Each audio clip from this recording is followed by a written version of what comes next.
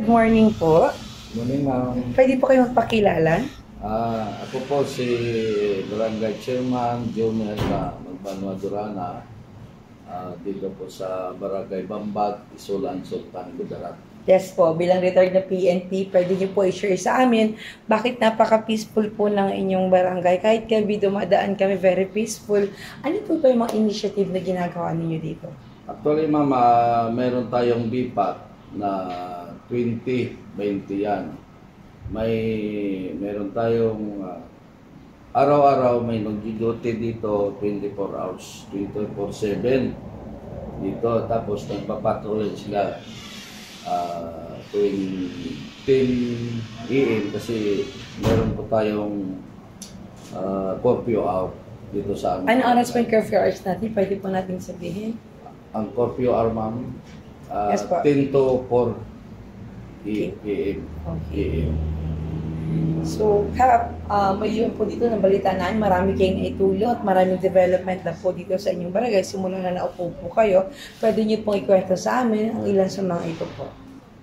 Dito, ma'am, dito sa barangay, meron na tayo yung old na barangay hall, pinarenovate ko po yan. Ginawa ko pong opening sa ilalim, nakikita mo yan. Tapos dito po sa harapan ng barangay hall, pinapilingan ko yan sa yung lupa dyan. Kasi mababa dati yan, ma'am. Oo, okay. Mababa yan. Pinapilingan ko yan. At saka nag-widening ako dito sa barangay Bambat. Nag-widening ako dyan. Malaki na yung kalsada ngayon dyan, ma'am, dito sa aming Ayun barangay. yung po nakita namin sa maharapan. Tapos yung gymnasium, pina-extend ko pa yan at saka pinalagyan ko ng pathway. Nakikita nyo naman dyan, ma'am. Kinoconstruct nga ngayon yan. At least meron tayong accomplishment sa October at November 20 lang ako nag-assume dito, ma'am. Wow! Pero gano'n nakarami nagawa ninyo? May nagawa na tayo na accomplishment. Yes po. Ano pa po yung gusto nyong gawin dito sa inyong barangay? Actually, mama, gusto ko talaga na ma-develop yung barangay Bambat. At least, kung mawala man tayo sa mundo, meron silang nakikita yung mga kabag-anak mo, yung mga kabarangay mo na maganda na yung during my administration, napaganda ko yung barangay Bambat. Wow. So, ano po yung gusto natin iparating kay national government or gusto nyo pong hingin na tulong, especially po sa ating President Bongbong Marcos? Pwede nyo po sabihin po, please grab the opportunity po.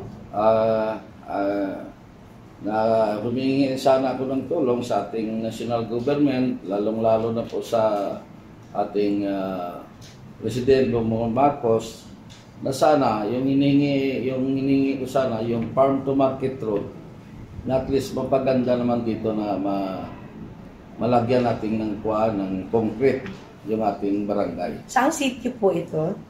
Ito, barangay Bambat po ito, ma'am. Anong sitio po yung lalagyan natin ng farm to market road? Dito sa barangay proper, ma'am. Ilang kilometers po? Hindi ko ma-estimate pero malawak to, ma'am. So aside from FMRs, ano po yung gusto nyo hingin po sa Presidente? Ayun, sana, ma'am, kung maganda yung may mga project na makarating din dito sa barangay, at least mapasalamatan din ng mga kababayan natin barangay. So, may message po ba tayo para po sa taong bayan po ng Bamban? Yung message ko lang sa mga kababayan ko sa barangay Bamban, hanggat kaya ko na gawin na pagandahin yung ating barangay, kakayanin ko hanggat sa tayo po makakuha at saka makahingi tayo ng mga proyekto sa ating national government, sa ating municipal government, sa provincial government. Yun lang po. Yun lang po.